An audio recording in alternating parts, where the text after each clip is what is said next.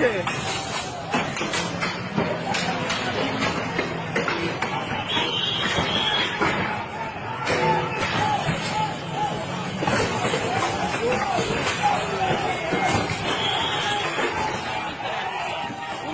के सामने लोग आए, उन्हें गालियां भी दी, बुरा भला भी कहा, इवन वो दरवाज़ा खोल के और उन्हें जो सा उन पे अटैक करने की कोशिश की गई। प्राइम मिनिस्टर रह चुके हैं, क्या रिस्पेक्ट है हमारे प्राइम मिनिस्टर की?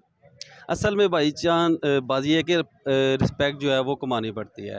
और ये जो है इन्होंने हालात इस कदर बदतर कर दिए हुए हैं कि जो नॉर्मल एक तबका जो है ना वो तो इस हद तक आ गया कि वो तो जो है सुसाइड भी नहीं कर सकता, उसके पास ये चीज़ भी नहीं है, ये भी ऑप्शन नहीं है। ठीक है, सुसाइड करने के लिए भी ना कुछ पॉइजन चाहिए और उसके लिए पैसे चाहिए, जहर के लिए पैसे नहीं है, सीधी बात हाँ, उन्होंने हालात इस हद तक बदतर कर दिए। और कोई भी जो है ना वो डिसरिस्पेक्ट किसी की तब भी करता जब वो ना उसके लिए ना वो चीज़ें मैटर ही नहीं करती, उसके लिए मतलब कहते हैं कि यार बस हो गया, तंग हो गया। बिल्कुल। अच्छा, हमारे जो प्राइम मिनिस्टर हैं या जो हमारे मिनिस्टर हैं फॉरेन किसी कंट्री में जाते हैं, अगर नेबर कंट्री की हम बात करते हैं इंडिया की या उनके प्राइम मिनिस्टर की, वो कभी यूएस जाते हैं तो रेड कारपेट पे उनका इस्तकबाल किया जाता है। वो कभी किसी कंट्री में जाते हैं तो उन्हें जो सा वो proper protocol, even Islamic countries उन्हें अवार्ड देते हैं, हाईएस्ट सऊदी अपना यूएई ने दिया और इस तरीके से और इजिप्ट ने दिया और भी बहुत से इस्लामिक कंट्रीज ने दिया।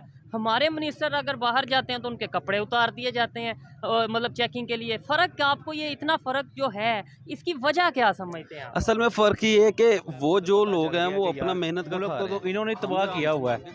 तकरीबन मेरी इतनी एज नहीं होगी जितनी देर से ये पाकिस्तान को खा रहे हैं। ऐसे ही है। तो अभी तक पाकिस्तान अल्लाह के हुक्म से अपने पाँव पर खड़ा है।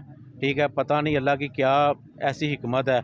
बाकी इन्होंने कोई कसर नहीं छोड़ी कि ये मुल्क तबाह करने में ना कोई कसर नहीं छोड़ी। इनके लंदन में मीटिंग वगैरह जो कुछ सारा कुछ लंदन में ये पाकिस्तान में लेने के आते हैं। फ्लैट लंदन में और बड़ी जो प्रॉपर्टीज हैं वो लंदन में। बिल्कुल सही बात कर रहे हैं, लेकिन मसला ये है कि मैंने जैसे कहा कि हमारे मुल्क के अंदर ये जो नेपोटिज्म हमारे जो नसों में फैल गया ना, हमें पहले नेपोटिज्म को निकालना पड़ेगा। देखो आप टैलेंटेड हो, आप टैलेंटेड हो, आप यहाँ खड़े हो माशाल्लाह, ठीक है। और यहाँ पे अगर किसी वजीर का बेटा होता वो यहाँ नहीं खड़ा होगा, आपकी तरह यहाँ पे धक्के नहीं खा रहा होता या मेरी तरह इन लाहौर की सड़कों पे नहीं घूम रहा होता। वो कार में आता है, कार में जाता है, और आप उससे 4 सवाल पूछोगे तो वो 4 सवाल के जवाब भी नहीं देगा, और बल्कि वो पढ़ता भी बहुत अच्छी यूनिवर्सिटीज़ में से।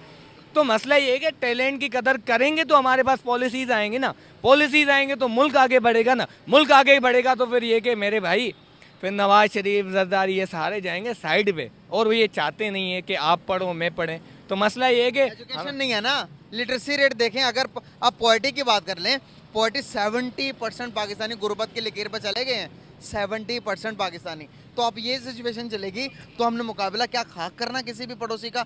आप हिंदुस्तान के आप अगर स्टेटस चेक करेंगे तो उनकी जीडीपी चेक करें, आप उनके 600 बिलियन डॉलर्स के रिजर्व चेक करें, उनकी अगर आप जीडीपी के देखेंगे अगले कुछ सालों के अंदर 5 ट्रिलियन डॉलर्स को टच करने जा रही है।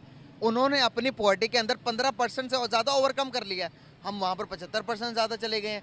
क्या डिफरेंस देखते हैं? और एक चीज़ बताता चलूँ कि यहाँ पर जब हम पीस की बात करते हैं तो हमें पीस की बात करनी चाहिए या फिर जंगें करनी चाहिए, जो 4 जंगें पहले भी लड़ चुके हैं। पहले तो देखो इंडिया को जब आप सोच रहे हो ना, इंडिया ने अपने आप को इतना बिल्डअप कर लिया है कि आप इंडिया के अभी ये सोचेंगे ना कि आप हमें इंडिया को हराना है, आप नहीं हरा सकोगे। अभी आपको चाहिए कि हमें खुद को बिल्डअप करना है। जब आप अपने आप को थोड़ा बहुत बिल्डअप करेंगे देन उसके बाद आप सोच सकते हो कि नहीं हम अभी जाते हैं। देन दूसरी बात कि पाकिस्तान हमारा मुल्क बना ही पीस के नाम पे, तो हम क्यों जंग चाहेंगे? हमें चाहिए कि हम सारी कंट्रीज़ के साथ पीस पे काम कर रहे हैं, तो हम आगे भी पीस पे काम करेंगे और पीस ही सॉल्यूशन